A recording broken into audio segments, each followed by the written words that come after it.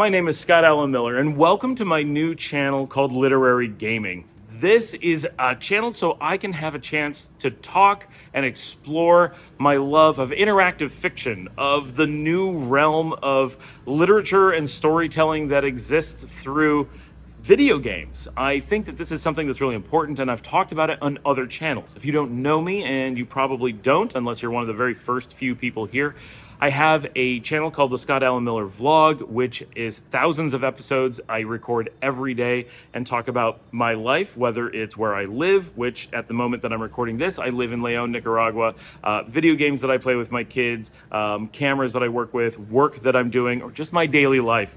So I talk about a lot of things, and so I do a lot of just regular vlog content.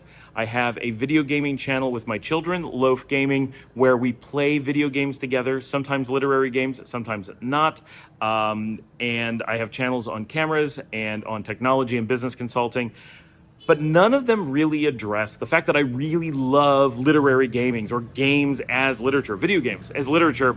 And I wanted a place where I could, from time to time, not on a regular basis, so don't look for a ton of content all the time, but I will try to keep it coming, where I can sit down and talk about games that I'm playing, have played, find important, from the aspect of their storytelling and literary value. Very few people talk about this. Some do, and I've seen some college courses that even exist for it in the past. And I think it's amazing because video games represent really the new frontier in how stories can be told.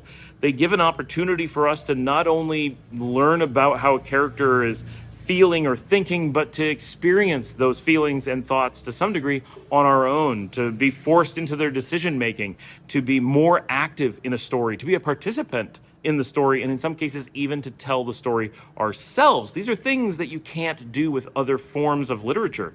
Books and magazines and short stories, novellas, television, theatrical movies, all of them have a place, all of them are interesting, all of them are important. Even the opera and musical theater and stage shows, they all have so much to offer, but none of them have many of the aspects of video games. And video games can go far beyond just the literary, but into artistic expression in the painted arts, into the musical arts, into rendered arts, architecture, interior design.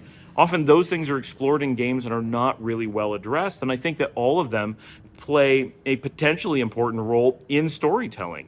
And that's something that's very rarely seen as something important. But if you take a game like Mass Effect, and this is a pretty simple example, but there's large areas of that game that explore a lot of futuristic architecture and interior design, waterfalls or other water features, plant features, balconies, railings, all kinds of very simple things, but those things are part of an artistic expression, drawing you in or giving you a sense of the world and the story that's being told. And we don't normally experience that in written literature. And when we're watching television or movies or anything like that, those artifacts can exist, but they exist in a non-exploratory manner. But in a game like Mass Effect, where you're free to wander about, you have the ability to actually find yourself not only in the story, but also in the space. Being able to, and in space, but being able to explore the actual space in which the characters move around. Does that space make you feel claustrophobic, anxious, relaxed, excited, pleasurable? Is it fun to wander around on a balcony and check out the views? Sometimes it is. Sometimes it's scary or stressful because you're caught in a space and you can't move around comfortably. Those things are part of the story potentially, and we get to explore those in video games. So there's so much that video games potentially have to offer for us. And today there are so many of these games out there that I think it's worth talking about, not just how they tell stories, but talking about the stories that they tell. And my children are very interested in video games, both from a playing perspective and a writing and creation perspective, that I really want to be able to have this additional avenue to look at some of what I feel are the most important aspects of video games. Of course, many video games are not literary at all and have no story to tell in any way, shape, or form, and some have only one or two lines of potential. You know, the Pac-Mans, the Space Invaders, the Froggers. There's no real story there. They're not literary games. But even older than that, the Zorks or the Colossal Cave or the King's Quest may actually have important literary traditions that come from the very earliest days of video games.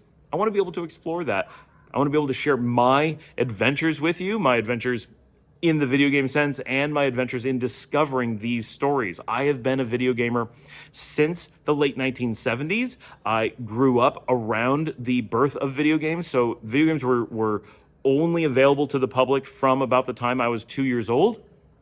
And so a lot of the evolution of games, both as games and mechanisms, but also as the storytelling in games, of course, grew up with me. And so to me, all of the history of that evolution is part of my life history, as well as is the history of the personal computer. Again, I was 1 year old when personal computers first became available. So to me, it tracks how old is personal computing? How long have people been doing these things? As long as I've been around. And so for me as a child, everything was very rudimentary, and I was very rudimentary, and all of this growth and maturity that has happened in myself and in the industry have happened together. And it's an interesting thing for me to have those two things coincide in that way. And I think it gives me a unique perspective, or a fun perspective, that I can bring to a channel like this.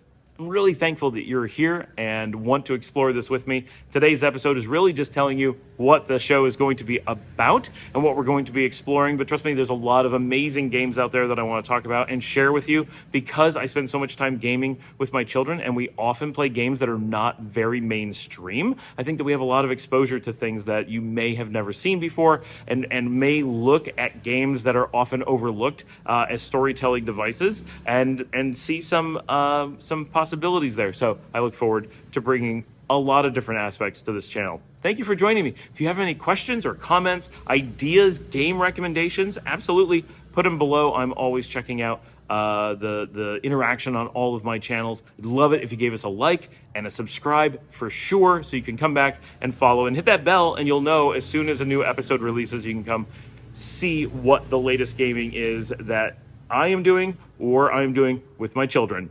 I'll see you all next time.